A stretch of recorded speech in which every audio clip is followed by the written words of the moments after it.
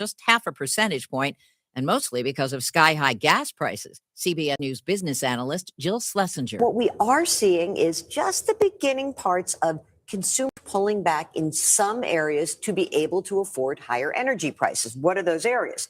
Furniture stores, department stores. National average for gas this morning's $4.53 a gallon. There's room for improvement for the good old U.S. of A. The U.S. placed 18th worldwide, and U.S. News and World Report's new rankings of the best countries based on scores of metrics. Switzerland was first, followed by Denmark and Sweden. The U.S. earned number 1 in culture and tourism and number 2 in economic development. The U.S. placed 33rd, though, in health and 39th in infrastructure. The top countries for health are Iceland, Norway, and Denmark. Jim Crisula, CBS News. New study finds a long-term link between heart attacks and cognitive impairment. Researchers found heart attack survivors have 5% higher odds each year of developing cognitive impairment compared to people who have not had a heart attack. Could be related to the same kind of vascular disease you get in your heart. Same disease of the blood vessels that cause heart attacks can also be happening in the brain. And we know that that's related to dementia. Dr. Mohammed Rida at Ohio State University says heart health and brain health are intertwined and can be boosted. Stopping smoking, controlling the blood pressure, controlling your cholesterol, regular exercise. Michael Wallace, CBS News. Couple of pop stars claim new firsts. Taylor Swift's 1989 album and Beyonce's Single Ladies both make it into the Library of Congress National Recording Registry. This is CBS News. I want to know what's going on in the world. I'm Tony. There are big questions that all of us are asking. I want to get you the answers. How are you? I'm Tony DeCopel. Join me on the CBS Evening News. Did you ever think about hosting your very own radio show? Here's how. Hey, Tampa Bay, did you know you can have a 1-hour program on the Tan Talk Radio Network for less than the cost of one 60-second announcement on many Tampa Bay stations? That's right. We'll put you on the radio for less than the cost of one 60-second announcement on many stations. Check it out today. Use your program to promote yourself, your business, or someone else's business. Call Lola Jean, the broadcast queen, 727-510-7622. That's 510-7622. Call Lola Jean now to check out your Tan Talk Network program. In addition to network radio, we'll stream your program in audio and video all over the world. Call Lola Jean now, 727-510-7622. Call today. Your network 1-hour program can start tomorrow. Broadcast your message in audio and video on the Tan Talk Radio Network.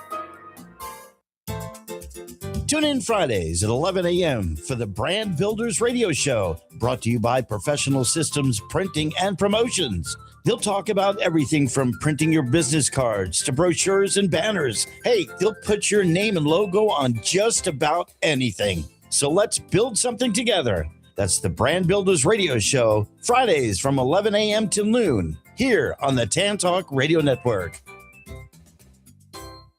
Do you have questions after being injured in a car accident or injured because of someone's negligence? Do you feel overwhelmed or uncertain about the next steps after being injured in a crash? The personal injury attorneys at Peronic, Caulfield, Averill, and Noyes have been helping their injured clients since 1955 and are now on this radio station to provide guidance to you. Listen to FLA Law each Tuesday from 5 to 6 p.m. Let their decades of experience help you and your family. Offices in Clearwater, non-attorney spokesman. Hi, I'm Dawn Reese with The Dawn Reese Show, most powerful names in entertainment, every Thursday at 5 p.m. I have so many different segments I'm so excited to share with you, from miracle stories to celebrity interviews with Hollywood connections to travel to local business, promoting your business on the air with me, an amazing opportunity to grow your business. Tune in to the Tan Talk Radio Network, 106.1 FM on Thursdays, 5 p.m. with me, Dawn Reese. Don't turn it off now. You need this stuff. Tampa Bay's Tan Talk Radio Network. You are about to enter the arena of real news and factual commentary on the Voice of Reason here on the Tan Talk Radio Network. Now, here is your host for today's program, Kevin Carey.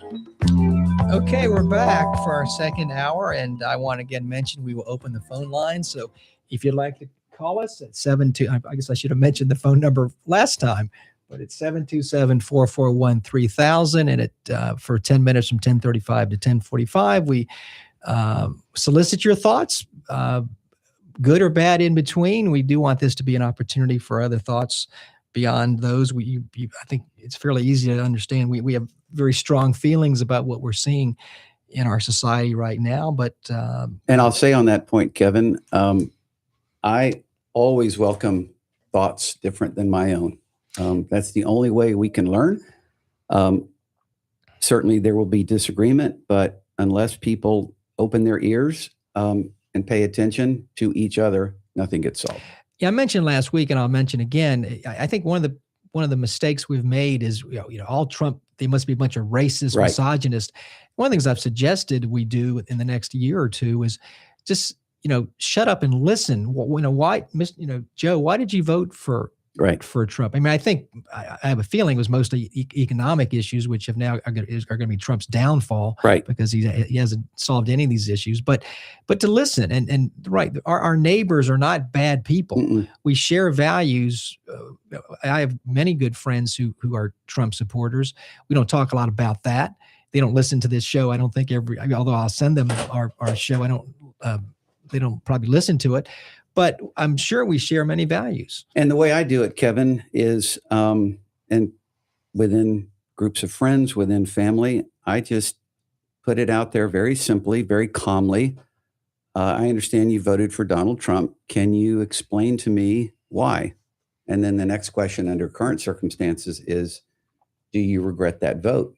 And if you put it that way, thing is, if you ask the question, you have to listen to the answer. And you have to engage. And that's the way minds are changed. It's the only way they're changed. As lawyers, too, we're supposed to be good listeners. And we're taking depositions and listening to an answer before we go forward. And as a circuit judge, I had to learn to become a better listener. Right. Because as a judge, you spend most of your time, or should spend most of your time, listening and not talking. In fact, I learned quickly as a circuit judge, just as an aside, that the more you say, you get into trouble.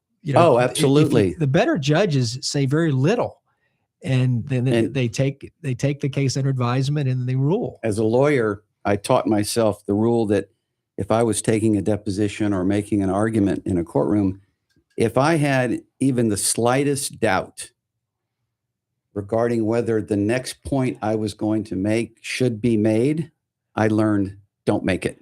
Because if you, Chris, who know this case inside and out, have a doubt regarding whether that will be a point to make, then it's probably not a point to make. So listen, don't talk. As a young lawyer, I remember thinking about things that I remember, 40 years later now. I was trying one of my first cases it was a non-jury trial. It was just a one-day foreclosure case over in St. Petersburg. And the law firm I was with at the time was right before I joined your firm, Carlton Fields. It was a firm out of North Carolina, a large law firm. But they sent down a lawyer just to watch me to make sure I didn't burn the house down. And at the end of the day, the judge said something, made a comment, and I was about to get up. And the lawyer, his name was Jim Gale, I still remember him. He turned to me, or he said, "The judge just ruled for you. If you want to stand up and F it up," and he didn't say F it up. He said, "Be my guest." Right. And I've never forgotten that. In fact, I think I used that when I became a judge to say, I'm ruling for you. I ruled for you. Yes. If you be don't quiet. quite, it's, they've done just as an aside before we get back to our topics. When I was a judge, would go to judge school, and there was a lot of it would be psychological. Mm-hmm. And one of the things that they talked about was how they literally did it. Rather than winning, people wanted to be heard. Be heard. And there were judges ruling in your favor. It may have been on a technicality, and the person said, "Well, no, Judge, I want to tell you what happened. I'm hurt and I'm bothered, and I want someone to listen to me." Well, I'm sorry. So I saw that it was interesting how, as judges, we were taught often just about some of the psychologies like that. Well, as you know, Kevin, I left the practice of law about 8 years ago, and I'm now a full-time mediator. Right. And I don't go into a mediation without having had separate Zoom conferences with the lawyers. They provide me written materials, all of which I review, and I come into the mediation as prepared as possible. But the first thing I do when I go into each separate room with the lawyers and their clients is I turn to the clients and tell them, I know what your lawyer's saying on your behalf, but I want to hear from you, your view of why we're here today. Because to your point, number one, everybody needs to be heard to validate the process. Number two, I always learn something that I haven't been educated on by the lawyers from that conversation with the party directly involved. So you're right. Everybody needs to be heard, and they need to be heard in a meaningful way, meaning are you listening and hearing when I talk? So I completely agree. So I was very surprised with the data being that people rather be heard than win. That actually was a bigger. They obviously want to win, but it again, these are things I heard 25 years ago. They want to know they got a fair shake. Absolutely. And okay, let's move back to, we have a poll watch here. And for this, I'm going to go to, we have an audio from Chris Chaliza about some latest polls. There is a new poll out on Tuesday morning, May the 12th, that I think is just absolutely devastating if you are a Republican on the ballot this fall. It says everything you need to know about why I still continue to believe this election is going to be a very good one for Democrats. It's from CNN, my former employer. And I'll cite a few numbers, but the most important number, the number you need to take away from this poll, is that Donald Trump's disapproval on his handling of the economy is now at 70. That's 70% in this new poll. 30% of people approve of how Donald Trump is handling the economy. 70% disapprove. It is the highest it has ever been for Donald Trump by far over either of his terms. In fact, in his first term, and I'll get more into this in a minute, but in his first term, the highest his disapproval ever was on the economy in a CNN poll was 48%. Put a pin in that because I want to get back to that. But all right, so I mean, the polls have been very consistent, and we talked about this at length last week and the week before that. But the numbers are not good. Trump is at his lowest rating, which I think is about 40, maybe the mid high 30s, low 40s right now. High 30s. Yeah. So I mean, but they're not changing. And I made a comment last week that it's a sports comment that it's getting late early. Yeah. And what I mean by that is most voters make up their mind usually by Memorial Day or early summer, which is coming up. Today's May 14th. And so these Republicans who are not getting help from Trump. Trump doesn't give a damn about them. He cares about he's getting filthy rich off all this crazy stuff that he's doing, all the grift in the White House, and he's bringing, by the way, the people that went to China are the Tim Cook and the Elon Musk, the business people. He's going there to make money. I'll go ahead. Take a slight issue with that. Whether he is going to make money is, in this particular instance, is not necessarily self-evident. But I do think it's appropriate in some instances for major actors in the U.S. economy to be engaged in our discussions with foreign countries. The problem here is that the delegation is almost 100% the types of persons that you just described, rather than veteran State Department diplomats who know how to deal with people in foreign countries like China. So I don't think there should be an absolute prohibition against those people going with the president to a summit like this, but in this instance, it's 100%. Well, and he's got 4 planned meetings with right. Z, which is how many have we had so far? 2? Yeah, I think I'm not sure, but the challenge with Iran is China is supporting Iran in this war, right? With intelligence, or no, it was Russia that was giving Iran information about correct where we were targeting our strikes. Correct, but again, my dad used to say in D.C., if you want a friend, get a dog. I mean, these aren't your friends. These are countries who, as much as Trump, wants to be buddy with these, North Korea and Russia and China, as opposed to maybe our allies who he might want to consider not offending, which is all he does is offend our allies. But he says, I'm going to talk to my buddy Xing in China. China is supporting Iran. One of the things that's happened with what we've done with these tariffs and whatnot is given China the opportunity to come in worldwide and gain an advantage. Give people a better deal. That's exactly what's happened. Right, I mean, a tariff is nothing more than a sales tax, nothing more. That and to that point, and I don't want to get off topic here, but remember Trump trumpeted, no pun intended, the fact that we, the U.S. government, were pulling in billions of dollars from the tariffs, making it sound as if either foreign nations or foreign producers were paying those tariffs and paying into our government coffers. No. The tariffs are paid by the persons in the United States who import the goods. So if we're getting billions of dollars into the U.S. Treasury, it's just an indirect tax. It's taking money out of the pockets of Americans who are importing these goods that are now subject to the tariffs, and that money goes to the U.S. Treasury. Now that the U.S. Supreme Court has said that Trump did not have the power to impose those tariffs under the emergency acts or emergency powers statutes, now there is a move afoot to have those dollars refunded to the Americans who paid them. And Trump criticized the Supreme Court and said that it should have said in its opinion that refunds are not necessary or appropriate because now those refunds are being examined and probably will be granted. Yeah, the challenge is though that the refunds are going to the companies initially. I'm not sure how we're going to get those refunds back to the consumer, which is just because they get passed on by higher prices. Correct. I mean, what is there's some bottom lines in this administration. One of the bottom lines in the last, and it seems like 10 years, it's only been 18 months in this administration, has been a considerable redistribution of wealth from the poor to the wealthy. Well, that's been going on for 80 years. Right. But much more in the last 2 years. You've got, Medicaid cuts. You've got these tariffs, which are nothing more than sales tax, which are regressive. Right. Sales taxes by definition, because they are imposed more harshly on, it's the same amount whether you're poor or rich.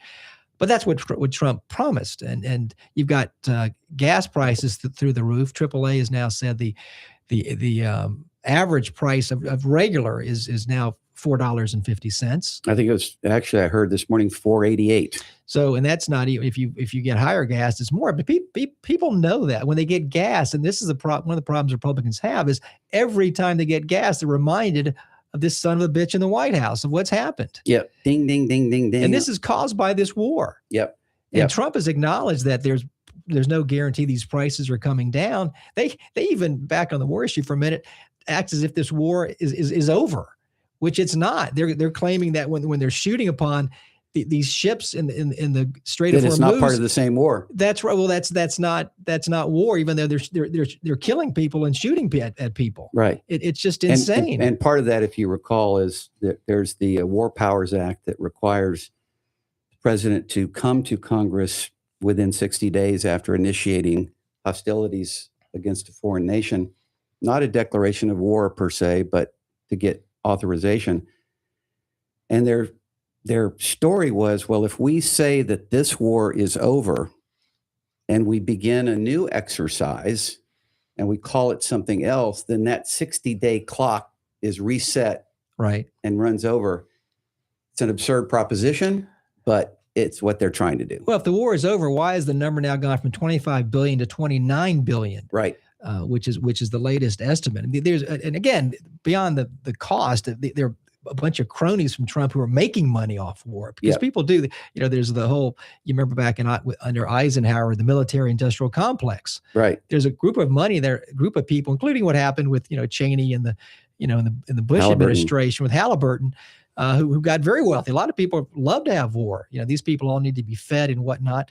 But when you've got Trump saying yesterday, as he's heading to the helicopter, that the economic concerns are not most on his mind. In fact, he said not at all on his mind. He's not right thinking now about the financial situation of Americans. And Trump does. Do you honestly believe Trump gives a damn about what Iran has as a nuclear weapon? Yes, honestly, Kevin, I do. I'm going to give him credit for that. Now, do I think that is truly the motivating factor? Probably not, but I'm not going to dismiss completely 100% out of hand that he has legitimate interest in, because let's face it, we can disagree all we want with what he's doing and how he's doing it, but an Iran with a nuclear weapon would be nightmarish. Right, but we had the protection in place under Obama to prevent that. We had inspections for the uranium, and so we had the answer in place. And we had the entire world order in favor of and behind that agreement. So when we ripped it up, it disappeared. To me, this was appeasing Israel, which, and I'm a fan. Most of us should be fans of Israel. Doesn't mean we have to agree with everything that Israel does. And a lot of people have strong issues with this current prime minister in Israel. But Iran was doing nothing at the time to suggest us going to war with them. And they certainly weren't doing anything that constituted an imminent threat, which is what Trump used as a justification for starting it. Correct. And I think that's now been shown to be untrue. Right. And the thought has been, it's almost comical to say, well, they were considering what they were considering is a problem. Right. Right. But I've read, and I think it's true, Trump thought that this was like another Venezuela. Yep. We go into Venezuela, and he never, and no one in his cabinet understands what the deep thoughts and analysis. You have to understand your ultimate downside risk. It's just like making a decision in a mediation that I handle from day to day. Is you have to understand what your ultimate downside risk is. What is it? What is the worst thing can happen? And then you have to put to that downside, what are the percentage chances of that happening? And that analysis is what guides you. Am I willing to risk that ultimate downside outcome? Am I willing to take that risk, whether it's a 2% risk or a 98% risk? That type of analysis was not done. And Trump does not have the ability or skill set to do that, nor does he have in his cabinet those. And what I've read recently is that he's bothered by the fact that Marco Rubio is getting too much perception. People are perceiving him as actually maybe knowing what he's doing, because Trump does not ever want to be outshone by anybody else.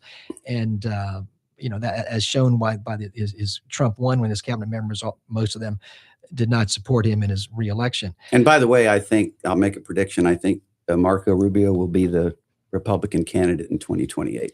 He could be. He's from Florida. We know him well. He's focused heavily on Cuba. But I don't think he's able to. He's not given the opportunity to do his job. No, and I know, as you mentioned earlier, Chris, he was opposed to going into Iran. Back on the politics for a minute, we were kind of cut short a little bit at the end of the first hour. We have a little more time now. Back on this gerrymandering, which again I'm not convinced is going to work. There is litigation in Florida, right? But mainly because of our state constitutional provision. Correct. It. Yeah. Correct. And but what's important, I think, also are the Senate races, because that you can't gerrymander a state Everybody race. gets two. And so I think it's made these Senate races more important. I still, if I were a betting person, I still would bet that the House there will be a blue wave. I am concerned about what's happening in Tennessee and Alabama and Louisiana. I think some blue states need to step up. I've always accused Democrats of bringing a butter knife to a gunfight. Right. I mean, you got to play hardball, and that's what the governor of California, Newsom, understands. Right. And that's what they did, and they thought they did it properly in Virginia. The Virginia Supreme Court, as you mentioned earlier, saw it differently on a technical point. But I was proud of Gavin Newsom for stepping up immediately after Texas did what it did at the bidding of Donald Trump. We do have to fight fire with fire. Republicans are quick to downplay Newsom. Please, we beg you, put up this liberal, Californian for president. Gavin Newsom, I think, is one of the few Democrats who've come out strongly and have been shown to be doing a very good job. Keep in mind, he was subject to being kicked out. California's got that recall system. In fact, several people were in that to take over that seat. I think he's a very strong candidate. But let me just say, yeah, sure. I've listened. I didn't know very much about him until he began to troll Trump on the internet in a brilliant way.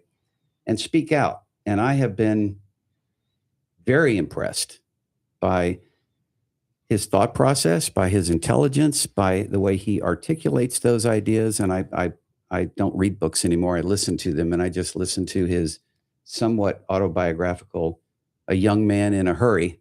Not very enlightening about his politics, but an interesting read. I think he's remarkably good. And like you said, I wouldn't be surprised if he's our candidate in 2028. Yeah, that'll be interesting to see how that primary. I think one of the things that Biden did, Harris is criticized. I think, I don't know if I've read her book, 107 Days or whatever it was. I thought, she losing this country, if you lose, it's like everything you did was wrong. Right. And if you win, everything you did was right. I thought she did a very good job for the time she had.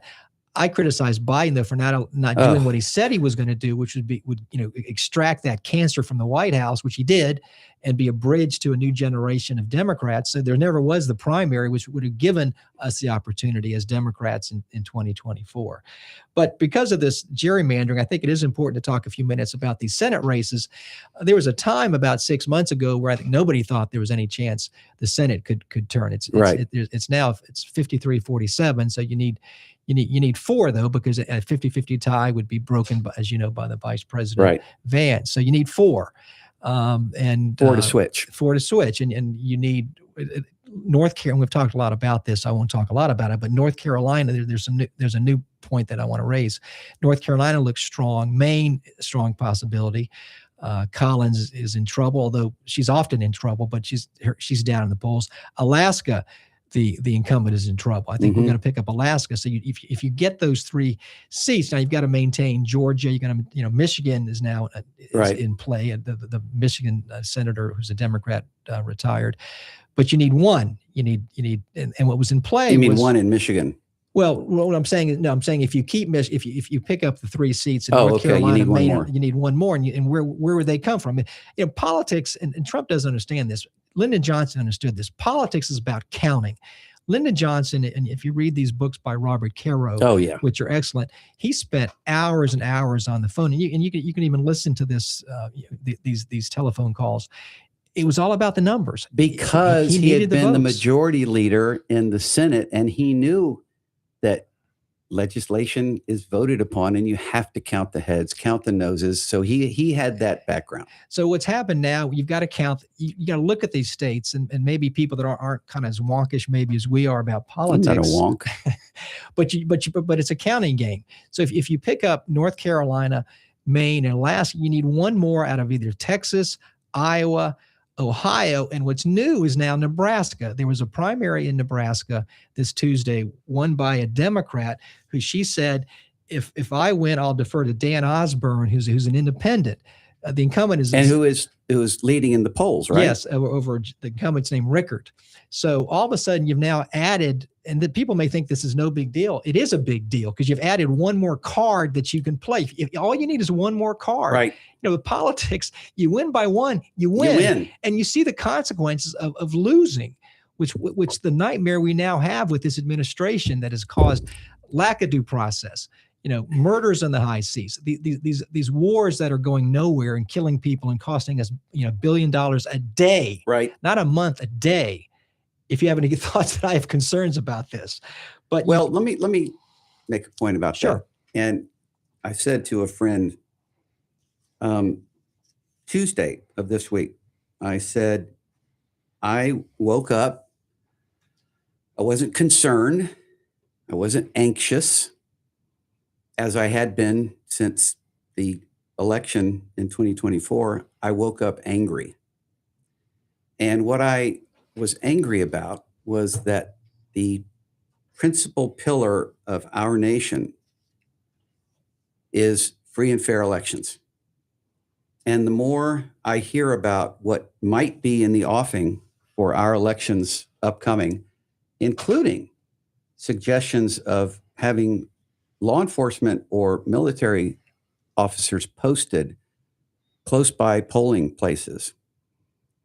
I've been an election law lawyer for, 25 years. And there are instances in different counties where sheriff's deputies would park their squad car, close enough to the polling place to intimidate people who might think that under normal circumstances they would have a problem with the law. Well, they're not going to show up to vote if the law is there. And my overall point is we have to be so vigilant that if people start messing with our elections, we need to push back strongly and immediately. Because and I'm going back to the Minneapolis example about the immigration rate, if we let it happen and we don't push back, as I said, strongly and immediately, we lose our democracy completely because it's supported and maintained by elections. And I would just urge people,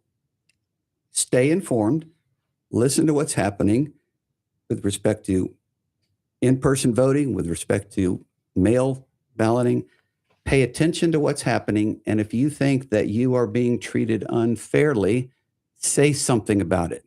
Go to your supervisor of elections, go to your elected representative, because we cannot let our elections be undermined. Yeah, that should be a bipartisan shouldn't it? Issue. It should be that both parties want a fair election. I don't believe that now. I believe that Republicans right now understand, and the polls show this, that and not just the polls, the elections. These the Democrats have been winning these elections. We have been noting on this program they are overperforming by 10 percentage points what was happening in November of 2024. That they could lose an election necessarily, but they're still overperforming. So if you're a Republican in a purple district where you won by fewer than 10%, you got a serious problem in November. Right. Now, if you won by 20%, you're probably okay. So you bring in this redistricting, which is unprecedented. That's done because, again, Trump goes to these people and says, "Do it." Right. What kind of character? I've been blessed. That sounds to me like you're angry too, Kevin.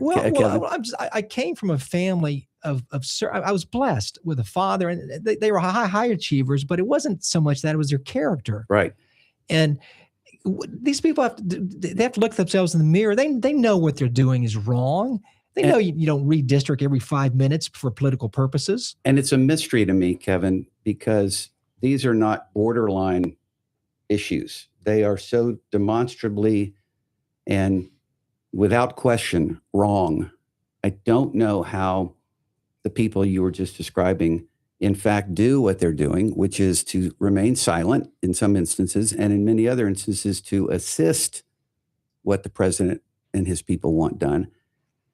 It is a complete mystery to me how they are able to live with themselves. That's a trite term, but it's appropriate in this instance, when they know these things are wrong and say nothing. It's frightening to me, and it goes back to something as basic as we talked about earlier about our children and our grandchildren. There are values that we teach. And I have a son-in-law who's an Army captain, and my daughter and I'm going to see them in a few weeks. I'm proud of them. And he's a Republican, and we joke about it. And his mother, at least, we joke that his mother is a Democrat. But I have respect for who those persons are. And that's one of the problems I have with Trump. I don't respect him. And people talk about this Trump derangement syndrome. I don't know anyone can respect someone who sexually assaults women, who brags about it. But I thought that was the end of the campaign it should have been 2016. Right? But one thing I think it's hard for maybe you and I to appreciate, we were brought up, with, your dad, as I mentioned, was a judge, and my father, was an Army general or an Air Force general.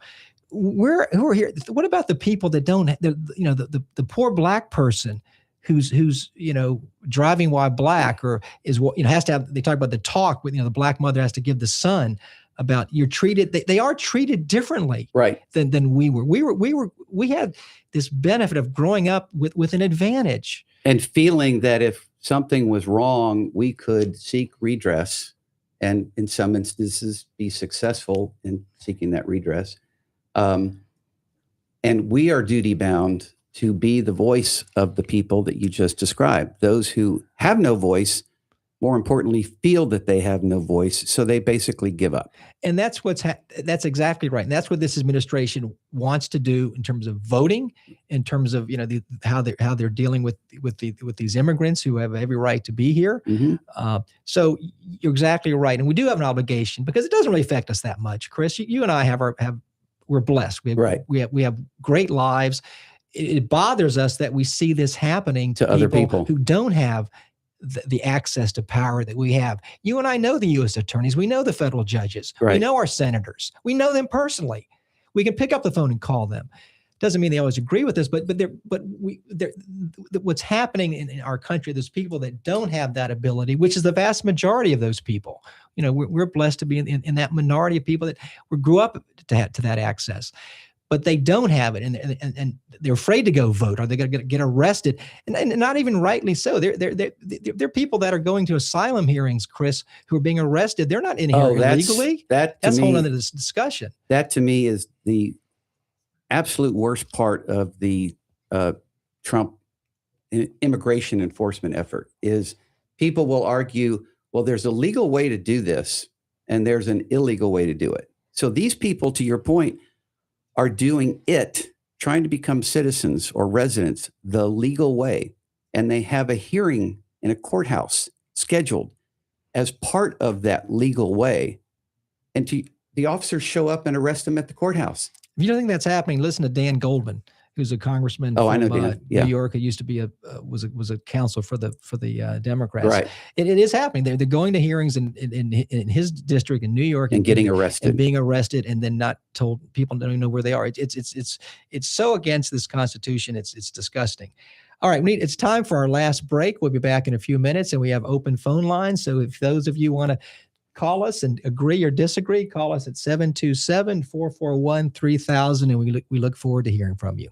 Hey everyone, it is Brandy Joy with the Brandy Joy Joyride. Feel free to hop in and have a good time with us every Thursday from 6 p.m. to 7 p.m. This show is brought to you by One Unit, dedicated to bringing people together, letting your voices be heard, and of course, we're here to entertain you, upbuild you, inspire you, and even hear from you. So every Thursday, tune in to 106.1 FM, Brandy Joy Joyride, and we will hear from you, and let's have some fun. You're listening to the Voice of Reason on the Tan Talk Radio Network. Tune in Fridays at 11 a.m. for the Brand Builders Radio Show, brought to you by Professional Systems Printing and Promotions. They'll talk about everything from printing your business cards to brochures and banners. Hey, they'll put your name and logo on just about anything. So let's build something together. That's the Brand Builders Radio Show, Fridays from 11 a.m. to noon, here on the Tan Talk Radio Network. Don't turn it off now. You need this stuff. Tampa Bay's Tan Talk Radio Network.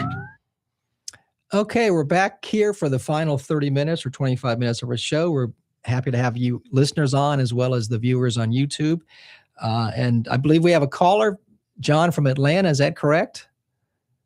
Good morning, Kevin. Good morning. I think I know this fine gentleman, but go ahead, my friend. Well, I thought of something that I disagree with President Trump on that would appeal to you. Well, John, I want to mention to our audience, you and I worked for you about 1,000 years ago, and you've become family. So it's great to have you on the phone. Yeah, I think it's time for President Trump to stop dithering about Iran. I think that it's time to take action again, and let's get this thing over with. Well, I think, and I don't know if you had a chance to listen to us earlier. We had an audio on this. I mean, he's in a situation where something's got to happen. The negotiations are going nowhere. You know, he's made these idle threats, in my opinion, to kind of blow up civilization, and they just don't believe him. You know, it's like when you cry wolf, it just doesn't happen.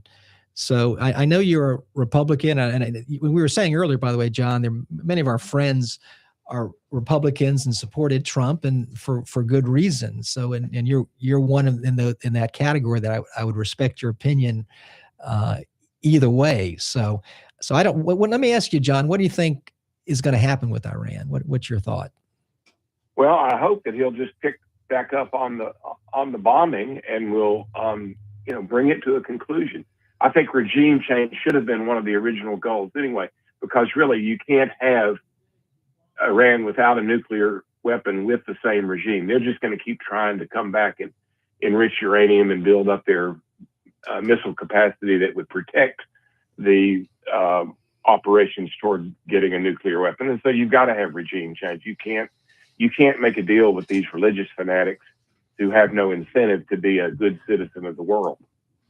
Yeah, and the challenge with Iran, though, is I think Trump thinks upon transactional economic terms, and that's not how they think. And then you did wipe out one level of leadership there. Now you've got his son apparently there, who was apparently injured but not killed. Not been heard of because right. of his injuries, apparently. But the negotiations, John, from my perspective, they're not even able to get these people to the table. And then to me, it's almost as Trump is begging them to get a deal because he's got a serious problem with the Strait of Hormuz, et cetera. What are your thoughts about that? Well, I think they could, just continuing with the military operation would bring that whole situation to a much more rapid conclusion than trying to think that you can negotiate with these folks. I think Trump probably was of the view that he can negotiate with anybody given his deal-making history, but these people can't be negotiated with. So let's add something. Yeah, John, I apologize. I had to take a personal break when you first. Add something. Yeah, John, I apologize. I had to take a personal break when you first spoke, but I'm very interested to hear what you have to say, and I don't necessarily disagree. But my question is, when you say resume and carry out fully the military effort, and Kevin made reference to the comment Trump made of destroying the entire civilization of Iran. But John, what would you see as the condition that would have to exist in Iran after this resumption of the military activity for this to be considered over and successful? What would Iran have to look like? I think there'd have to be regime change. I think they would have to have allow the people to determine what their leadership is to be, and rather than having these clerics in the IRGC just continuing to run things. Okay. Yeah. Well, it's a messy situation. War is always messy. It's very easy to start a war. It's not easy to end a war. And I don't see this ending anytime soon, John. And it's costing them, in the meantime, $1 billion a day. They've just upped their projections. They now want from 25 billion to 29 billion is the latest. And it's not going to go, as you said, Chris, it's not going down. This reminds me of words spoken by the great heavyweight champion Mike Tyson, who famously said, everybody's got a plan until they get punched in the face. Then it changes quickly, right? Right. Well, I don't think I don't know what plan they have. I know they've been focusing now on the issue of not having nuclear capabilities. In my opinion, they did have under Obama. We had an agreement where we had inspection rights to inspect on a regular basis the uranium. So we'll see. He's put himself in a situation though, John, where there's no easy way out. And I don't frankly think that they properly thought this through. That's my opinion. We'll find out. But this is not a very popular war. I mean, the public does not support this war. That's one of the problems that Trump has. And let me, I've mentioned my practice and experience as a mediator. And what struck me, and in a mediation, when somebody says, I want you to communicate this position and it's my last, best, and final offer. And I always say, look me in the eye and tell me again that it's truly your last, best, and final. Because if it's not, but you say that it is, then you lose all credibility with the people in the other room. If you say last, best, and final, they can't come back with another proposal. It has to be you accept this or nothing. And that's exactly what Trump did. And he said, this is what I'm going to obtain, and I will settle for nothing less. And immediately he started settling for something less. And that just destroys your credibility. Yeah, John, you're a mediator as well, I know. So you can probably appreciate that. That when someone says, this is my last offer, it better be. Not to bore you with the war story, but Brian Rush, who was my classmate at the University of Florida, became actually a state representative and actually ran for the U.S. Senate. I remember I was mediating a case with him, and he said to me, this is on behalf of his client, there'll be no other offers other than the next time we'll see them will be before a jury. And I remember on the break, I said, Brian, don't say that because it's not true. Right. And you knew it wasn't true. You knew it wasn't true. And I'm not sure, you can try your case however you want to try. I'm just the mediator, but as a former judge, perhaps too, that, you lose credibility by saying that. And maybe sometimes lawyers feel like they need to do that to pump their chest for their client. Which is why when I ask that question, I look at the client as well. This is your truly last, best, and final. And if it's not, don't say it is. Well, we're all lawyers, John and Chris and I'm not sure most people understand 97% of cases do settle. So which is why mediation has become such an important part of our justice system. Yes, and will continue to be. Well, John, thank you so much for taking the time to call in, and you're welcome to call in anytime. You were nice, I know, to call in today on a one criticism you had of Trump. So I appreciate that bone you threw me. Well, I'm happy to do it. Next time I'll have something positive to say about something I'd agree with the Trump agenda. John, one of the things I'd say, I did mention my father earlier, and I've always appreciated the respect that you gave my father. He was a great man. Thank you so much for calling in. Bye-bye. All right, Steve, how are you doing today? Good, Kevin. Doing very well, thank you. What's on your mind, my friend? Well, my first thing, before you started talking about the war in Iran, I was going to say that what disturbed me most about Trump is that he reminds me of Napoleon. He wants to build an arch I don't think I've ever heard of another president saying that they want to build an arch for themselves. There is an arch in Paris. I forget exactly who built that and why, but that just seems beyond bizarre to me. There was a band back, I guess it was in the 90s or the early 2000s. Cult of Personality was what I think was the name of their song, and yes, that just seems to be his whole thing. And I'm not comfortable having an egomaniac cult of personality person leading the country.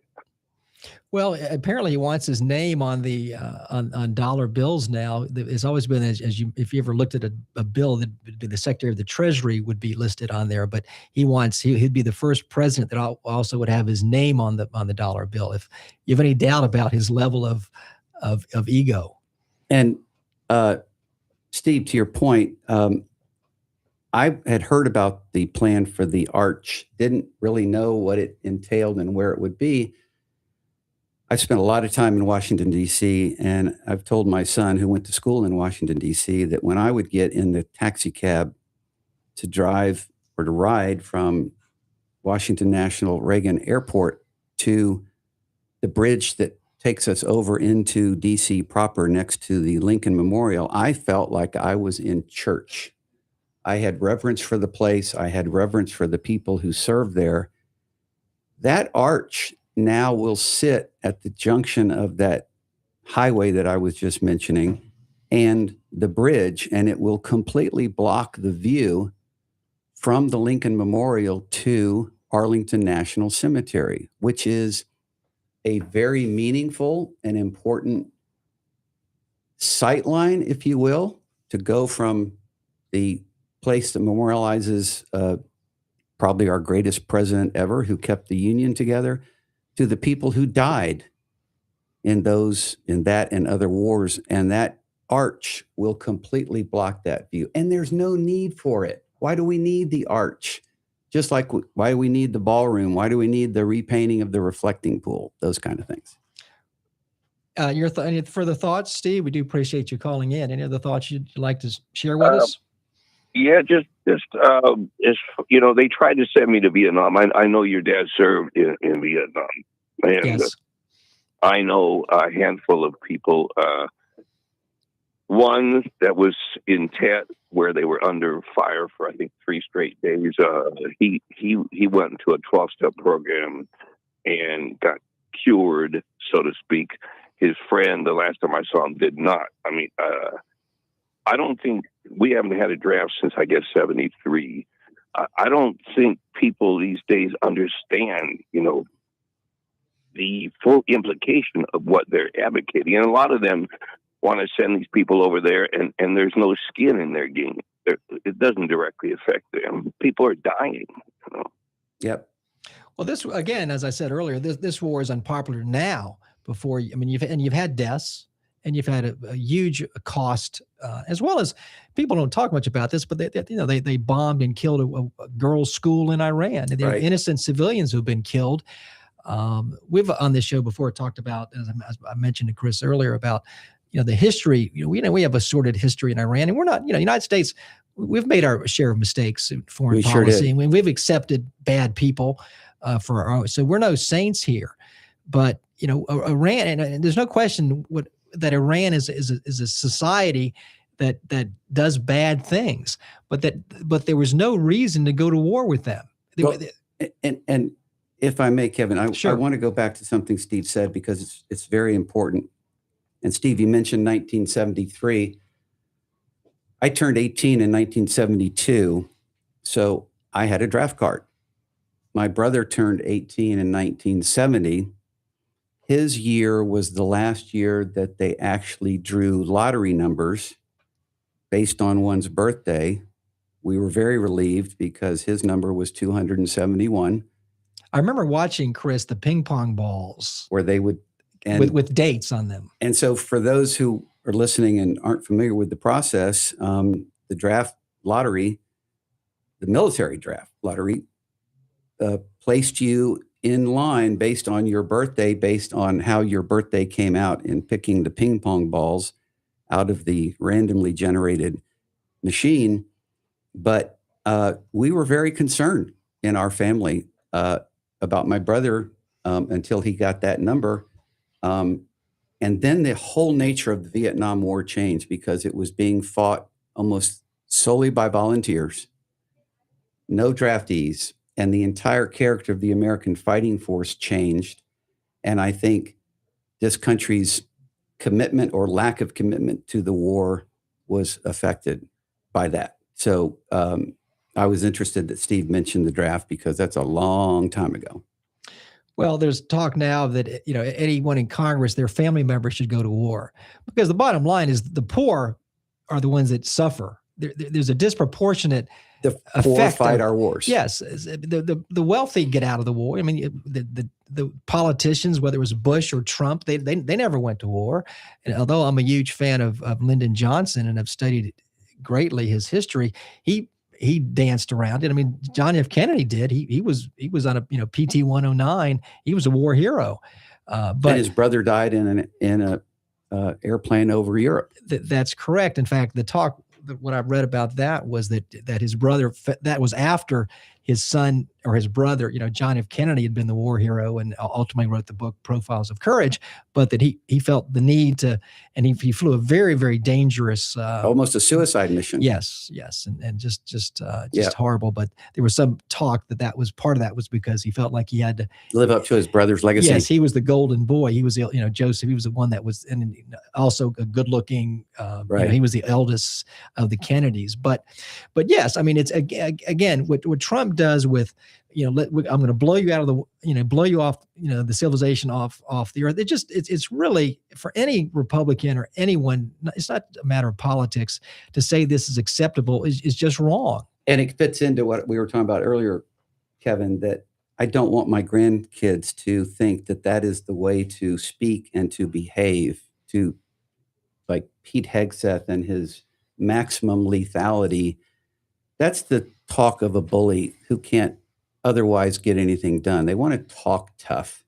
They don't have anything that they can do that is tough. It's the schoolyard bully. It is, and bullies by definition are cowards, right?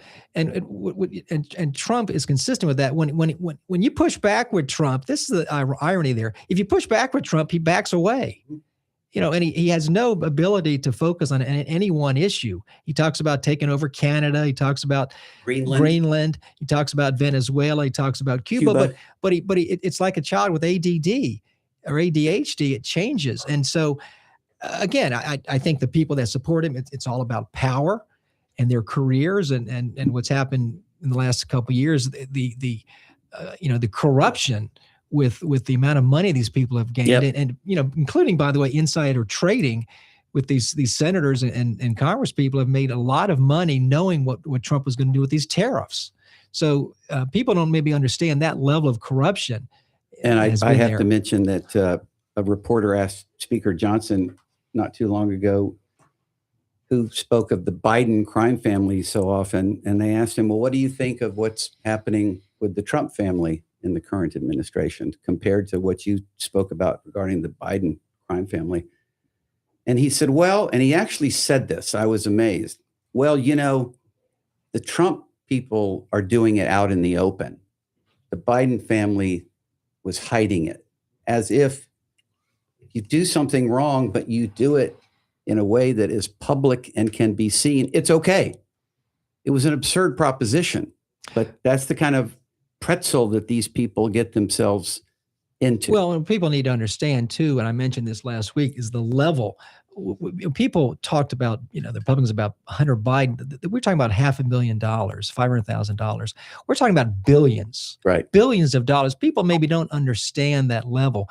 And what's happened with this administration, the policies, is with the middle class is going away, which by definition is creating a destabilizing effect on this democracy. Yep.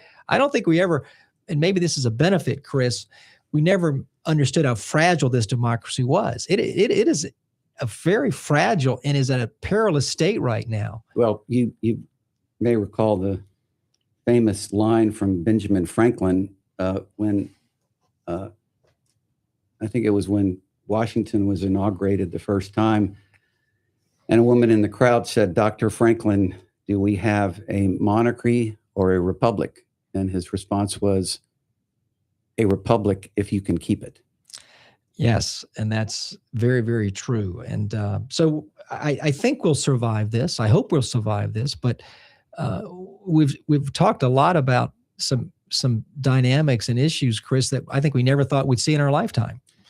I absolutely did not think that. But let's go back to the theme that I tried to sound earlier, which is we have to remain vigilant. We have to remain strong. We cannot give up. We cannot give in, because you're right. These are things we never expected to see. But now that we see them, we have to do something about it. I think, you and I know I would not be doing this every week without the thought that there's a reason for it. Whether we've got 5 listeners or 5,000 or 5 million, that this matters. And, we're speaking objectively the truth. We can debate policy issues, but things like, lack of due process, going to these wars that we should never go to, really should not be a matter of debate. Should not be a matter of debate. Saying that you're born in this, for example, debating that you're born in this country, which by definition under our Constitution makes you a U.S. citizen, right? Challenging that, and how in the world that case ever gets to the Supreme Court is well beyond me. Right. So, well, listen, I want to thank all of you, Chris, and also Ed, for helping us out with our audios. Great job. Quote from Winston Churchill: "There's only one thing worse than fighting with allies, and that is fighting without them." I think that's a very relevant discussion today. Join us again next Thursday morning at 9 o'clock for another edition of The Voice of Reason. I'd like to thank Chris Griffin for kindly taking the time to join me here today, and we'll be back next Thursday for another edition. And then if at any time a conservative tells you something, it's very important that you make him or her prove it. Have a great week, everybody.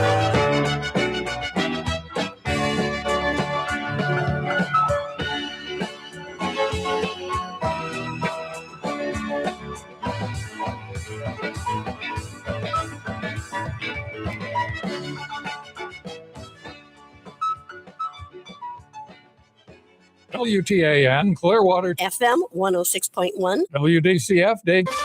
This is CBS News on the Hour, your home for original reporting. I'm Steve Kathan. China says President Xi had a warning for President Trump at their meeting in Beijing today about possible trouble over Taiwan. CBS's Weijia Jiang. Chinese state media says Xi raised the issue today, warning differences could bring the U.S. and China into, quote, conflict. But Trump declined to say whether it was discussed. And the White House did not mention Taiwan in the formal summary of their meeting. It did include the war in Iran, saying Xi agreed with Trump that the Strait of Hormuz must remain open, and that Iran can never have a nuclear weapon. Today in Washington, a new round of direct talks between Israel and Lebanon. CBS's Robert Berger in Jerusalem. Right now, we have a ceasefire that really is a ceasefire in name only. As we speak, Israel has been targeting villages in South Lebanon, said to be Hezbollah strongholds, and northern Israel has been bombarded now for days by drones and rockets. In a week where inflation hit a 3-year high, a fresh government report shows retail sales slowed last month and were just up a fraction. Our business analyst, Jill Schlesinger. I think that the gas, although it's not the only thing we spend money on, it becomes like a huge billboard for prices being higher. And that does impact our confidence level. And when our confidence goes down, we may start to shift how we spend money. A federal judge has blocked the Trump administration's demand for confidential transgender patient information from Rhode Island's largest hospital that provides gender-affirming care to minors. Overseas, Britain's Prime Minister Keir Starmer has resisted calls to step down. Some have come from members of his own party. And today, the BBC's Moira Alexander reports there could be a direct challenge to his leadership. A key member of Keir Starmer's government has resigned. The Health Secretary, Wes Streeting, says he's lost confidence in the leadership of the Prime Minister. Mr. Streeting is expected to launch a leadership challenge against Sir Keir. After an electric vehicle strategy that short-circuited, a major automaker says the past fiscal year was dismal. Reporter Jeff Gilbert of our affiliate WWJ Detroit. It's Honda's first loss in nearly 70 years, and it comes amid changing electric vehicle plans. Honda CEO says expectations of an all-EV lineup by 2040 were unrealistic. The company is now pivoting to develop more hybrid vehicles, which have gained a lot of popularity with car buyers. And checking Wall Street, right now the Dow is up 382 points. The NASDAQ is up more than 200 points as well. This is CBS News. What is going on? What's going on here? How is this possible? Great storytelling starts here. Oh, come on. Why? It's time for 60 Minutes. I'm Bob Burke, founder and chairman of. Did you ever think about hosting your very own radio show? Here's how. Hey, Tampa Bay, did you know you can have a 1-hour program on the Tan Talk Radio Network for less than the cost of one 60-second announcement on many Tampa Bay stations? That's right. We'll put you on the radio for less than the cost of one 60-second announcement on many stations. Check it out today. Use your program to promote yourself, your business, or someone else's business. Call Lola Jean, the broadcast queen, 727-510-7622. That's 510-7622. Call Lola Jean now to check out your Tan Talk Network program. In addition to network radio, we'll stream your program in audio and video all over the world. Call Lola Jean now, 727-510-7622. Call today. Your network 1-hour program can start tomorrow. Broadcast your message in audio and video on the Tan Talk Radio Network. Do you have questions after being injured in a car accident or injured because of someone's negligence? Do you feel overwhelmed or uncertain about the next steps after being injured in a crash? The personal injury attorneys at Peronic, Caulfield, Averill, and Noyes have been helping their injured clients since 1955 and are now on this radio station to provide guidance to you. Listen to FLA Law each Tuesday from 5 to 6 p.m. Let their decades of experience help you and your family. Offices in Clearwater, non-attorney spokesman. Thinking about starting your own business? Then you need to listen to the Entrepreneur Opportunity Hour from 6 to 7 p.m. There's nothing more rewarding than starting your own business. Gene will bring you tips and advice from themselves and other entrepreneurs that will help you get started. Have you already started your own business? Then call in and share your story to help other entrepreneurs. That's the Entrepreneur Opportunity Hour from 6 to 7 p.m. right here on the Tan Talk Radio Network. That's the Entrepreneur Opportunity Hour, Wednesdays from 6 to 7 right here on the Tan Talk Radio Network. Hi, this is Paul Malloy, host of Freedom Works, The Paul Malloy Show. I hope you'll join us every Monday, Wednesday, and Friday, 10 to 11 a.m. Eastern Time, here on the Tan Talk Radio Network, where we strive to bring you the libertarian perspective on political events of the day. There's no show quite like Freedom Works, with in-depth interviews, our ultimate top 10 list, and so much more. So join us for Freedom Works, The Paul Malloy Show, every Monday, Wednesday, and Friday, 10 to 11 a.m. here on the Tan Talk Radio Network.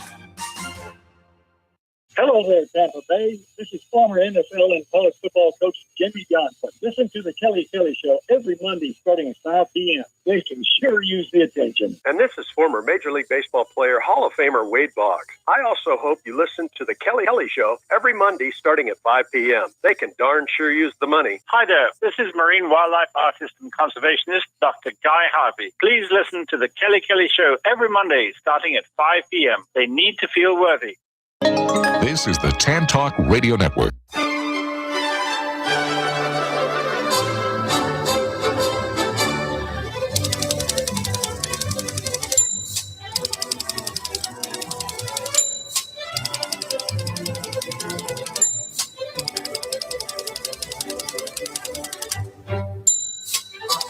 Hi, this is Patsy with a Z. Welcome to Joy on Paper, a program for writers and those who dream of writing, and for everyone who wants to know the story behind the book.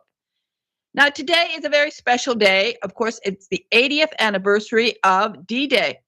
And just recently, we discovered a letter that my father wrote the day before D-Day, when he's still in a hidden location in the south of England. And it was just a quick little note. He wasn't a great letter writer, but he just sent a note to his brother